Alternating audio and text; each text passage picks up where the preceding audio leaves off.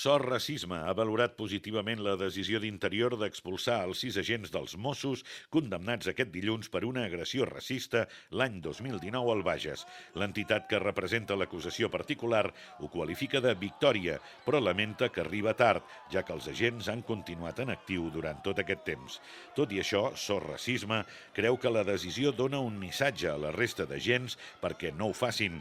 Aunque sea tarde, a nuestro entender, pero es algo que es positivo porque está lanzando un mensaje diciendo, bueno, si haces esto, aquí no vas a estar, te vamos a expulsar.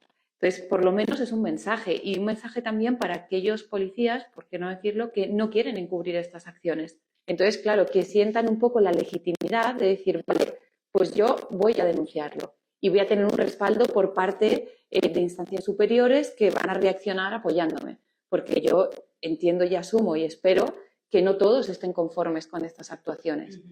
Entonces, bueno, que al menos aquellos que digan, oye, yo no me siento parte de un cuerpo que tortura, puedo denunciarlo y sé que voy a tener respaldo. Entonces, creo que esto también es positivo y hay que decirlo. Per Sort Racisme, el cas del jove negre del Bages és paradigmàtic perquè és un reflex del racisme policial i judicial que, segons l'entitat, genera casos cada setmana. L'entitat denuncia, un cop més, totes les traves policials i judicials que s'ha trobat al llarg del cas del jove del Bages.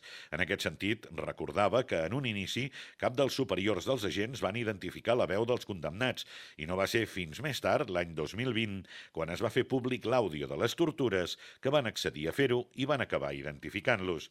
També ha denunciat que Justícia proposés fer la roda de reconeixement dels agents amb la cara tapada. Els fets es remunten al 2019 i van passar a Sant Feliu Sasserra, al Bages, durant un desnonament en el qual van detenir el jove.